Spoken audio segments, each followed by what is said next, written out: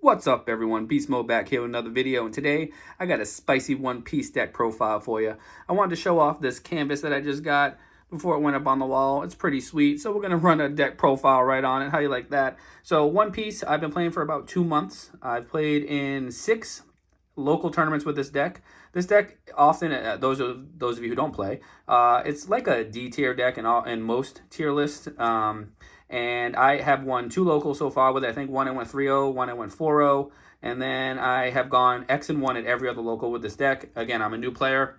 The game itself reminds me, as of right now, like old Yu-Gi-Oh! A lot of new players to the game, so some are not that great. Some are just learning, but the game is pretty good. I really enjoy it. I'm going to be continuing to play on the side, but just want to get a quick profile out. This is not a One Piece channel. This is just a little fun side vid. So, Green UTA film.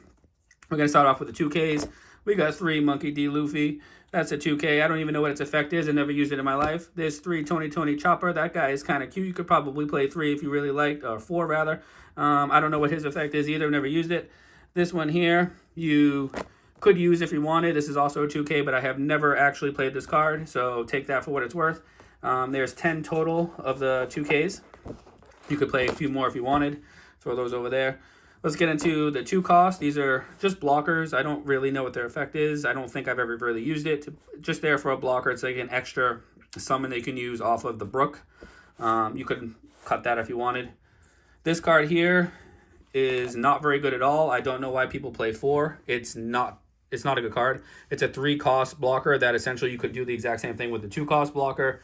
The effect comes up occasionally, but it's not that great. I don't know. People play 4. You shouldn't play 4. It's ass. This is probably the best 3-drop in the deck aside from Nami. This is really a 3-drop 6K. You got to play 4 of these. Card's busted. Let's see here. Here's Nami. This card is really, really strong. I see too many people try-harding to use this effect. Obviously, it's a +1 every turn, but I just don't think people are playing the deck appropriately. But what do I know? I've only been playing the game for 8 weeks, tops. Anyway, next, we got the 1 Vanilla Usopp. Look at that dude right there. Isn't that something? Look at that. We play one of those. Why not? Well, throw that over there. This is like one of the mini combos of the deck. You play Brook. Brook plays out one of these. And that's a pretty strong play for the deck. You get 2 cards on the board real quick for 4-drop. Throw that over there. This here is one of the stronger cards in the deck, the 4-drop UTA. It's a blocker. The activate main comes up a lot, especially like if you go first and you have your 5 Dawn turn, you can play this. Have the extra Dawn to swing with leader effect, but that's a pretty broken card. This here is probably the best mid-game card that we have. This is the 7-drop, and the combo is you play the 7-drop to drop the Brook. So you kind of do one of these. Let's set it up for you for those who don't know. We go, let me clean up this mess. 7-drop into Brook, into Nami, or the Katakuri. So that's pretty strong. This card here is a blocker as well. So really it's kind of a rush deck. You can kind of go wide really quick with this deck. Strong card. We play 4 of those. This is your only top end card here, which is the Shanks. We play 4 Shanks. Card is pretty strong. Like I said, this is literally the only card that we have that we can play late game because it's a 9-drop, 11,000 power, really strong. Destroy something that's tapped. So some people try to play around it, most don't. Then we're going to get into the events really quick. We have Mismatching Genesis. This card is just a 4 of. It's literally free. I don't know why you would play anything less than 4. Doesn't make any sense to me, so definitely play 4 of these. This card here is pretty strong too. I play 3 Backlight. It can destroy... it's pretty good against Doflamingo because you can kill some of the tapped creatures that they get right off the top of the deck. I don't even know what you call these things. I'm just referring to Yu-Gi-Oh terms here.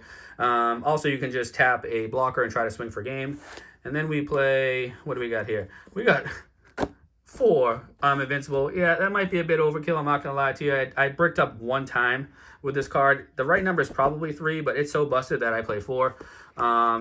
Literally restand your leader, attack again. So you get to go for crazy game shots and win games that you probably don't have any business winning. So that's the whole deck profile. Again, we're playing Green UTA. Deck has won 2 tournaments and has gone X1 in every other event. I'm going to be honest with you, a lot of these players that are playing in these events are kind of new, including myself. The game is rapidly growing if you haven't played it, I definitely recommend checking it out. Fun game. I play probably once a week. I get to get out to go to locals and slam some cards. The reason why I started playing is because Edison, unfortunately, the scene in my area is just not very big. I get like one monthly tournament to play in, and that's about it. And I don't want to play modern Yu-Gi-Oh because, like, let's face it, that format's just ass. And so I started playing One Piece. The pricing is like really, really strong. Like, you pretty much plus anytime you win anything major. I have not been able to play in a large like regional event. I don't even know the whole process about it. I'd like to do that, but they're so competitive to get into. From what I hear, it's like impossible. You have to sign up immediately. The demand for the game is through the roof. So Yu-Gi-Oh players, I feel like, are just really good at this game just because of fundamentals. I feel like they carry over. From what I've noticed anyway, even with Lacan, I play a little bit of that. Like, fundamentally, a lot of card games try to mimic some of the Yu-Gi-Oh aspects because, like, let's face it, Yu-Gi-Oh has been around for 20 plus years and has been very successful. So some of the game mechanics kind of show up in other games. So I feel like if you're a somewhat competent Yu-Gi-Oh player, you can pick up a lot of other card games and do fairly well. And I've had a pretty good start to my One Piece career. I would like to start playing some more one-tier decks because, like, obviously, if I want to win big regionals or, you know, do well, at some point you're going to play against equal or better opponents, and they're just going to have better card quality if you're playing a lower tier deck, so it's harder to win. But I would like to start playing some tier 1 decks and get some better reps under my belt. But anyway, I am not going to be focusing on One Piece content. I just wanted to throw something else out there. Occasionally you might see some One Piece decks or something if people like it. But with that being said, I'll see y'all on the next one.